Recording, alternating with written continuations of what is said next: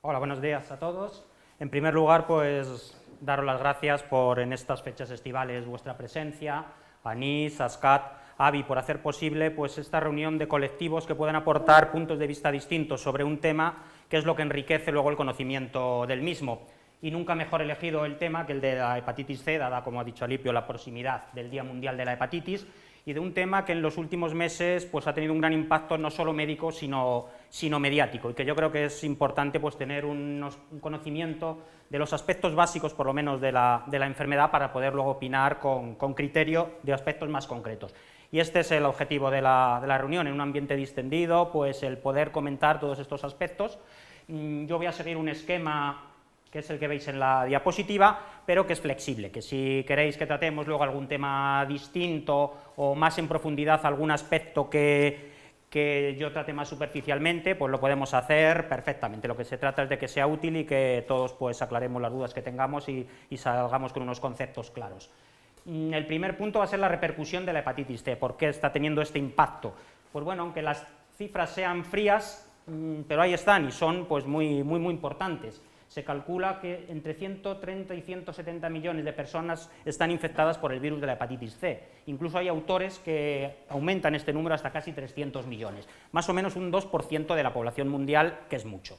España está en una zona de prevalencia media, un poco mayor que el de los países más desarrollados de Europa del Norte y de Estados Unidos, y por supuesto una prevalencia menor que la de países de África y de Oriente Próximo.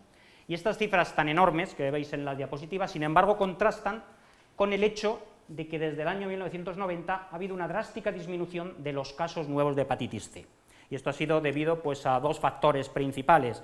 Uno, el descubrimiento del virus C y de los test para diagnosticarlo, que hizo que se hiciesen obligatorios en los bancos de sangre, pues llevó como consecuencia que prácticamente desapareciesen las hepatitis C posttransfusionales a partir de esta fecha, que es una fuente de contagio, como luego veremos, muy importante.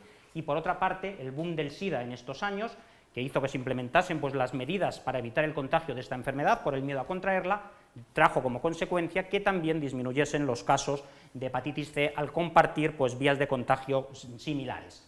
Y sin embargo, a pesar de esta diapositiva que pudiera ser optimista de la gran disminución de casos nuevos desde el año 90, pues contrasta con esta otra en la que cada vez en las consultas vemos enfermos en peores condiciones, con una infección más grave. Si en el año 90, cuando se produjo este pico de inflexión, teníamos solo un 5% de pacientes cirróticos por virus C en las consultas, en la actualidad una cuarta parte de los pacientes que vemos en las consultas con virus C tienen cirrosis, y si a esto no le ponemos freno, se calcula que en el año 2030 la mitad de los pacientes con virus C que veremos en las consultas serán cirróticos. Esto también se expresa gráficamente en esta diapositiva, que, aunque se ve un poquito mal, los pacientes que no tienen fibrosis, estos que pone P0, alcanzaron su pico máximo en el año 90 y a partir de ahí han empezado a disminuir. ¿Por qué? Porque cada vez hay menos casos nuevos y porque los que se infectaron antes de esta fecha ya han desarrollado una enfermedad más avanzada. Los pacientes con fibrosis leve alcanzaron este pico máximo unos 10 años después, ya ha empezado a disminuir por el mismo motivo. En la actualidad estamos con los pacientes con fibrosis moderada más o menos alcanzando el máximo, a partir de aquí empezarán a disminuir, porque ya todos los pacientes infectados han pasado esta fase y hay pocos nuevos, pero lo que es más serio es que los pacientes con fibrosis avanzada, los que tienen cirrosis y la cirrosis complicada, va a ir aumentando progresivamente, se calcula que hasta el año 2030. Y que en 10 años el número de cirrosis descompensadas se multiplicará por más de 4 veces. Esto pues da un poco idea de la importancia médica que va a tener esta enfermedad en los próximos años. Y no solo médica, sino económica, que es muchas veces lo único que entienden nuestros gestores sanitarios. Si veis la banda azul, la prevalencia de la enfermedad va a ir disminuyendo, pero sin embargo el impacto económico que tiene en el consumo de recursos sanitarios cada vez es mayor. En Estados Unidos se calcula que se va a triplicar, de 30 billones de dólares pasará a 90 billones. Y esto es debido a que aunque tengamos menos pacientes con hepatitis C, cada vez tenemos pacientes más graves. Y los pacientes con hepatitis C leve, por decirlo de alguna forma, pues, consumen pocos recursos. 1 o 2 visitas al año en la consulta a los pacientes que lo hacen, 1 o 2 analíticas al año los pacientes que se la hacen, pero sin embargo los pacientes que tenemos en peores condiciones son los que necesitan ingresos, tratamientos, trasplante y son los que consumen la mayoría de los recursos. Por tanto, esto va a tener en los próximos años un impacto económico enorme que ahora estamos en el momento de poder evitarlo. Entonces yo creo que de esta primera parte, que es importante del impacto de la enfermedad, sacar dos ideas claras, que es que cada vez la incidencia de la enfermedad es menor, por las medidas que se han puesto en marcha, pero que cada vez tenemos enfermos más graves con mayor consumo de recursos sanitarios. Un punto importante, quizá de los más importantes, es la transmisión de la hepatitis C y las pruebas que tenemos para diagnosticarla. Yo creo que esta diapositiva pues, resume muy bien lo que queremos transmitir. La hepatitis C se transmite mediante el contacto sangre con sangre, y esto es lo que debe quedar claro, sangre con sangre y nada más. Sangre de una infectada con el virus de la hepatitis C pasa al torrente sanguíneo de otra persona. Es lo que denominamos transmisión parenteral, es decir, una exposición percutánea a través de la piel o de las mucosas a la sangre o fluidos contaminados con el virus C. ¿Y esto cómo va a ocurrir? Pues de muchas formas. La más obvia, como podéis imaginar, pues es la transfusional. Si a alguien le transfunden medio litro de sangre infectada con virus C porque alguien que la ha donado tenía la hepatitis C, pues evidentemente se va a infectar inmediatamente. Los usuarios de drogas por vía intravenosa, al compartir material contaminado, jeringuillas, agujas, el material que utilizan en la drogadicción, antes o después, pues esta hepatitis C se va a ir transmitiendo de unos a otros y va a ser una cadena. El personal sanitario, pues somos un grupo de riesgo pues muy importante, estamos en contacto con pacientes infectados por virus C, con material médico potencialmente también contaminado. La hemodiálisis, los pacientes en hemodiálisis pues fueron, afortunadamente cada vez menos, pues carne de cañón de contraer la hepatitis C, expuestos a compartir la maquinaria que se utiliza en la hemodiálisis, todo el instrumental médico, una sesión tras otra, antes o después, pues terminaban en un porcentaje alto de casos contrayendo esta infección. Los pacientes que han sido trasplantados, si a alguien se le trasplanta un órgano de una persona que tiene hepatitis C, inmediatamente adquiere esa infección. El origen nosocomial, muchas veces pues el simple hecho de estar ingresado en un hospital pues es un motivo de riesgo para contraer la enfermedad. Estamos expuestos al contacto con otras personas con hepatitis C, a instrumental médico que puede estar potencialmente contaminado, al personal médico que a través de sus guantes, manos pueden transmitirlo, y en general pues cualquier situación que suponga un contacto de material contaminado con nuestra piel y secundariamente nuestro torrente sanguíneo, el que se utiliza para hacer tatuajes, piercing, acupuntura, si no es desechable, si no tiene las medidas higiénicas adecuadas. Afortunadamente, todas estas vías de transmisión han ido disminuyendo de forma importante a partir del año 90 del conocimiento del virus, y hoy por hoy pues es excepcional la transmisión de la hepatitis C por estos medios, pero antes de este año pues era una vía muy frecuente. Y fuera de esta vía parenteral, la más frecuente de largo, tenemos otra denominada no parenteral, más rara, poco frecuente, incluso algunos autores hasta dudan de ella, que son las que veis en la parte derecha de la diapositiva. La transmisión por vía sexual, no parece que el acto sexual en sí sea una vía de transmisión de la enfermedad, pero sí, dependiendo del tipo de prácticas sexuales que se tengan, sean más o menos traumáticas, haya desgarro, intercambio de fluidos, puede haber una transmisión por esta vía. De hecho, pues en el colectivo donde por esta vía puede ser más frecuente es en el de homosexuales masculinos, por razones obvias. La transmisión vertical de la madre al feto, también muy rara, menos de un 5% de las madres infectadas por el virus C transmiten al feto su enfermedad. De hecho no es un motivo para no quedarse embarazada, ni para abortar, ni para nada, porque es una posibilidad muy remota, teniendo cuidado de que el parto no sea muy traumático, la necesidad de forces, espátulas, colocación de catéteres en el niño, todo lo que suponga una solución de continuidad en la piel del recién nacido que pueda infectarse con la sangre de la madre. La vía intrafamiliar, también muy poco frecuente, pero a veces cuando se hacen estudios epidemiológicos a gran escala, sí que se ve que hay una ligera mayor prevalencia en los familiares que conviven con gente que tiene hepatitis C que en la población general. Muy poquito más, pero parece que eso debe ser por infección pues, que pasan inadvertidas, el compartir útiles de aseo, como las maquinillas de afeitar, los cepillos de dientes, que bueno, todavía en muchos sitios pues se sigue haciendo. Y después de todo esto, pues en muchos casos, por más que hacemos una anamnesis al paciente detallada, pues no encontramos ningún factor de riesgo, por lo menos no confesable, o que no nos lo confiesa el paciente, para ver dónde han podido adquirir esa infección. Hay un porcentaje de casos de causa desconocida que no es despreciable. Vistas todas estas vías de transmisión, pues como podéis imaginar, hay determinados colectivos que son los que con más frecuencia se infectan de hepatitis C, aquellos que comparten estas vías de transmisión. Y son en estos colectivos en los que es necesario hacer el screening para poder detectarla lo antes posible. ¿En qué tipo de personas debemos hacerlo? ¿En qué colectivos?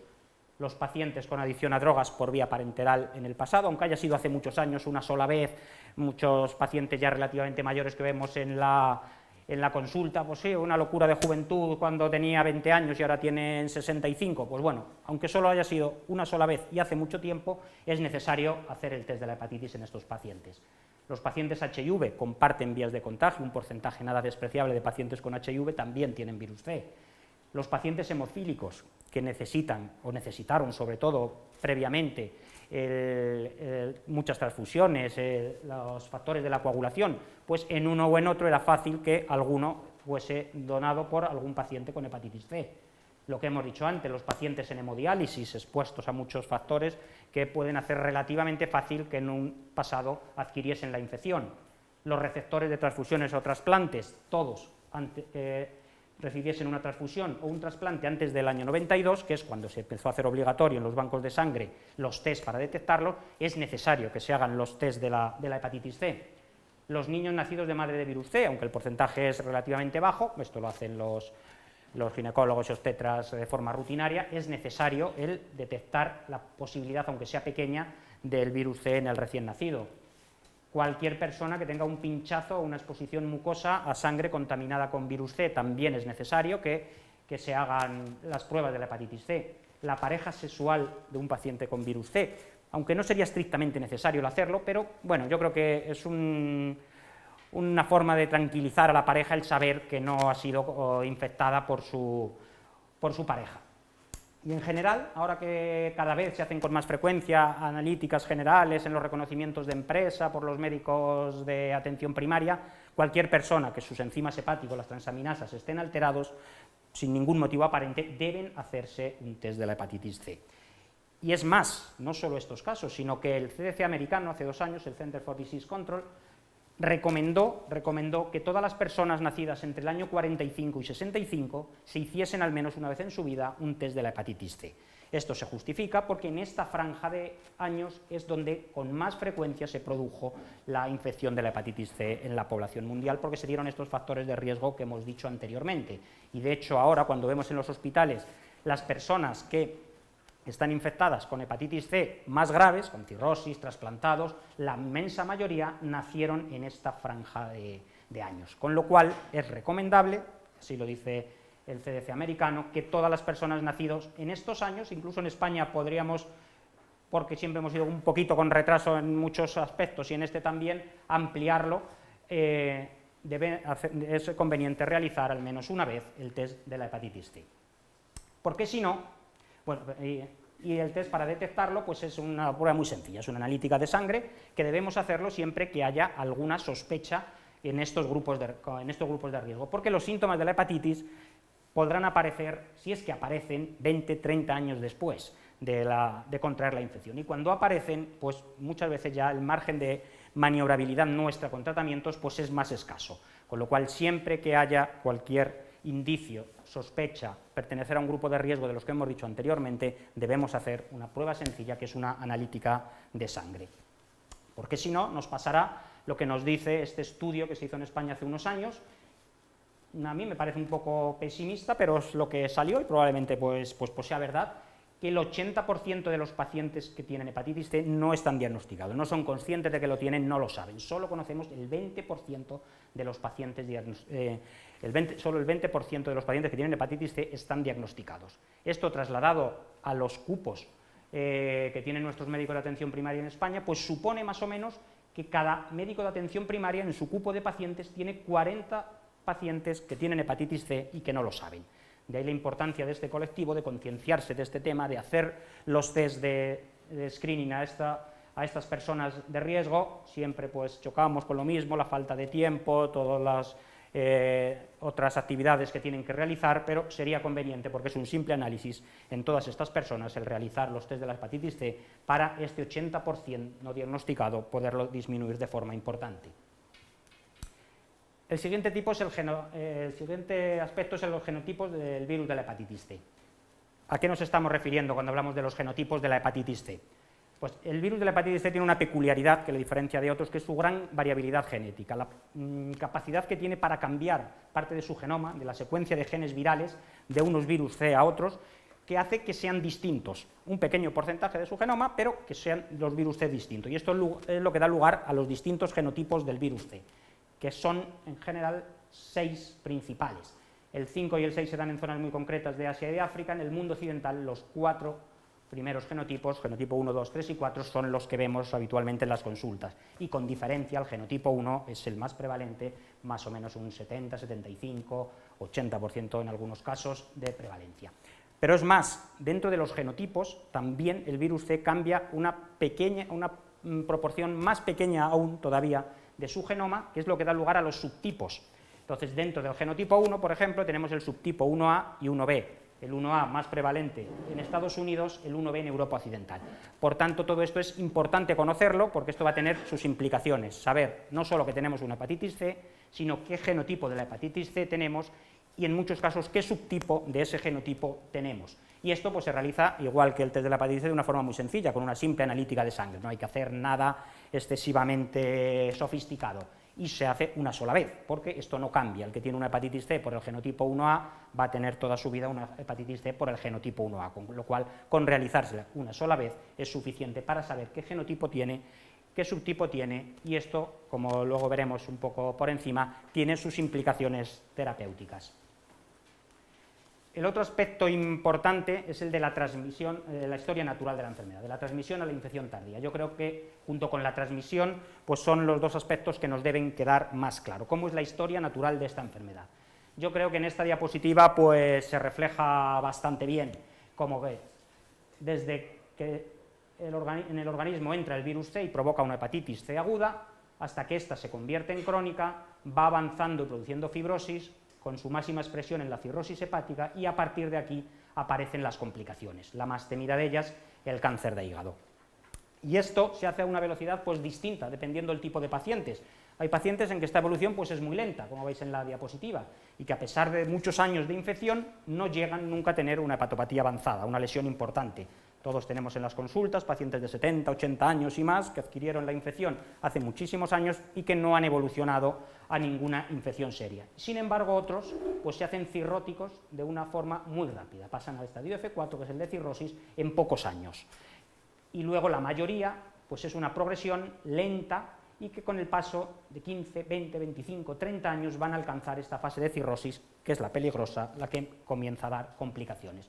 Y esto sabemos que hay factores que lo pueden acelerar, como el consumo de alcohol, la obesidad, el tener otros virus, como el virus de la hepatitis B, el HIV, el ser varón, el adquirir la infección a una edad más avanzada, y otras veces, pues, pacientes de características similares, probablemente por algún motivo genético, dos pacientes similares, pues uno avanza muy rápidamente la enfermedad y otro pues va a una velocidad más lenta.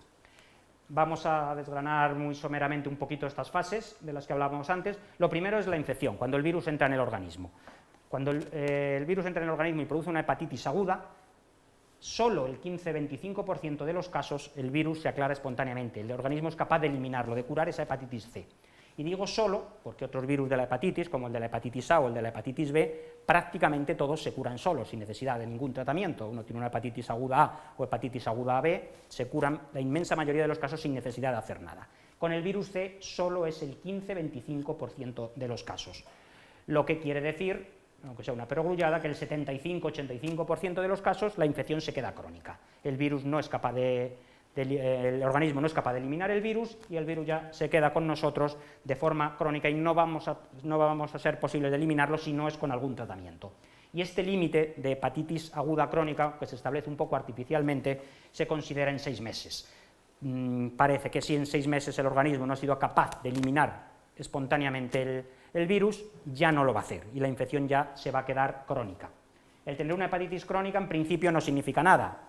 Como veis en la diapositiva, pues el hígado es liso, de un color marrón normalito, brillante, homogéneo, pero es una bomba de relojería el tener una hepatitis crónica porque puede evolucionar. Esta evolución es lo que denominamos fibrosis. El hígado aquí ya empieza a estar un poco desestructurado, heterogéneo, el color ya no es tan marroncito como al principio, y esta fibrosis va progresando. Primero tenemos una fibrosis leve, después moderada, después avanzada, hasta llegar a la máxima expresión, que es la cirrosis, con un hígado ya totalmente desestructurado, que puede empezar a dejar de funcionar y que nos empieza a dar problemas. Este proceso, como hemos dicho antes, pues tarda 20, 30 años, lo hacen un 10-20% de los casos.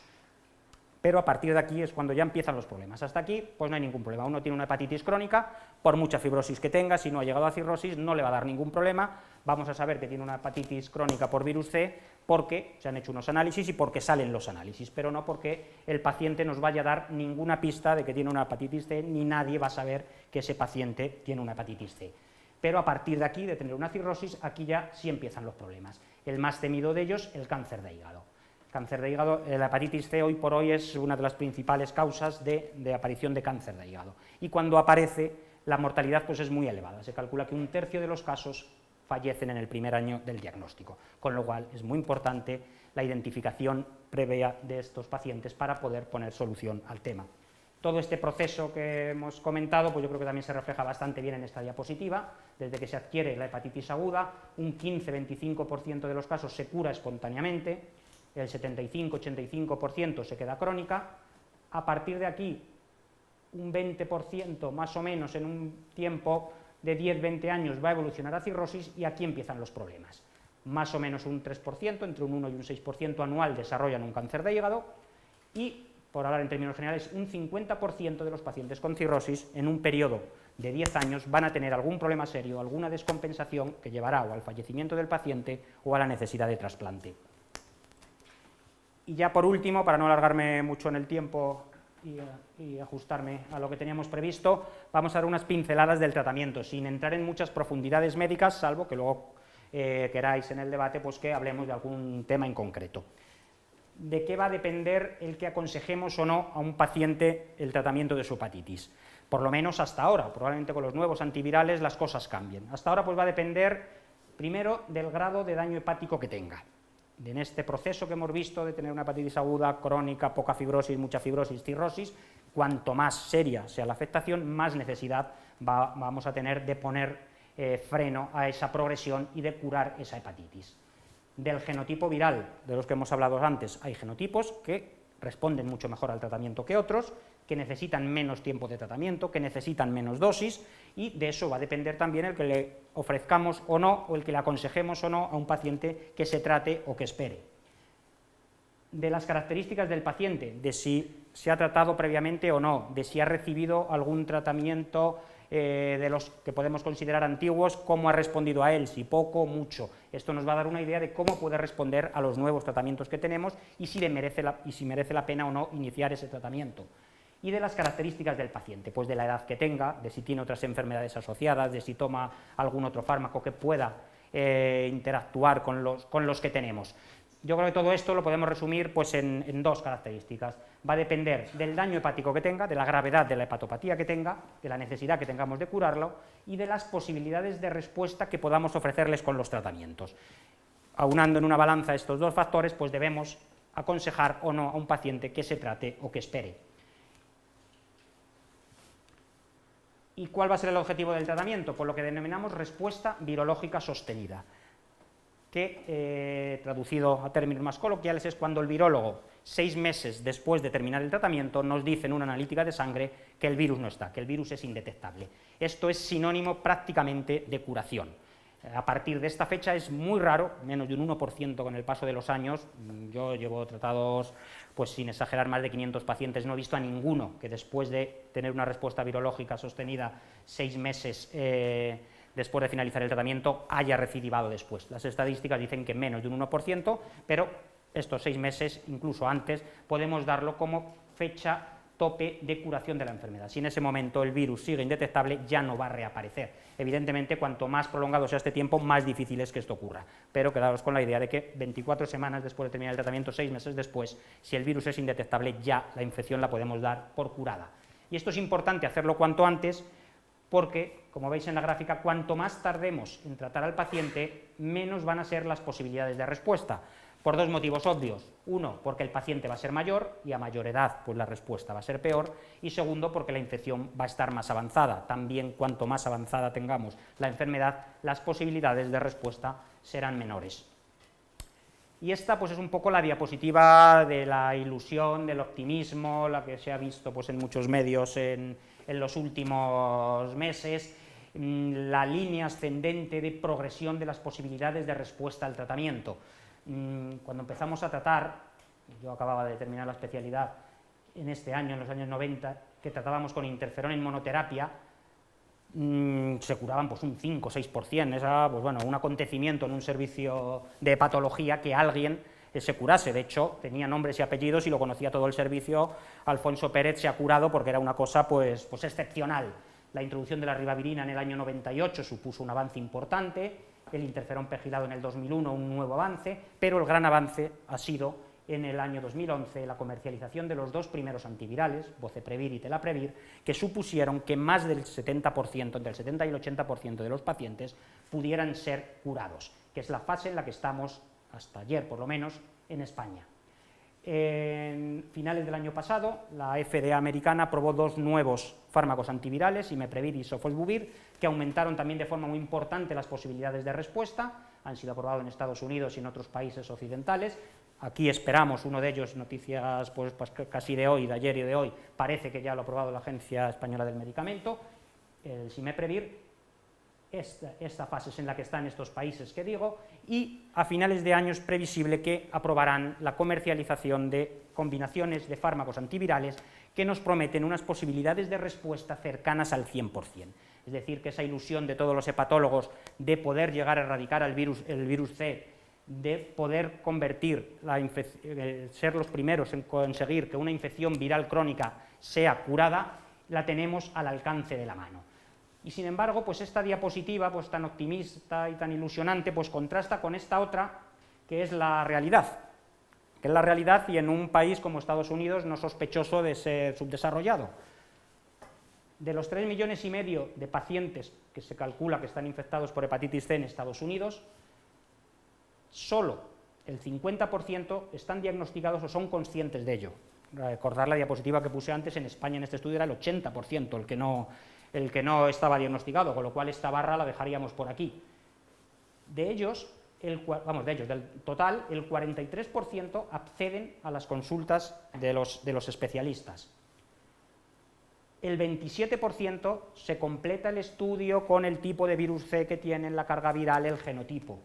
El 17% ya tienen el estudio completo con el grado de afectación hepática que tienen, con biopsia hepática o con el método que sea.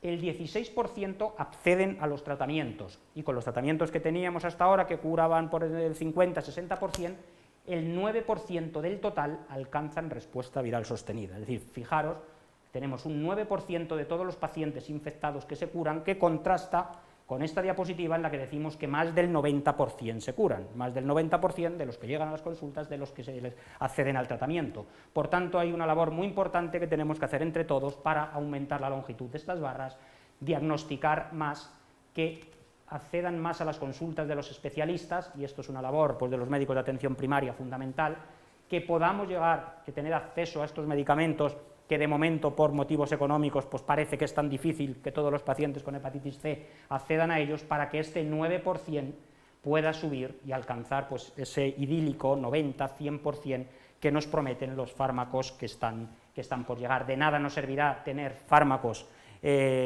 pues con una actividad antiviral potentísima, con unos porcentajes de curación altísimo, si no conseguimos que los pacientes estén diagnosticados, si no conseguimos que los pacientes vayan al especialista y si las autoridades sanitarias no nos dejan que podamos prescribirle los tratamientos. Y esto pues era un poco todo lo que quería contaros.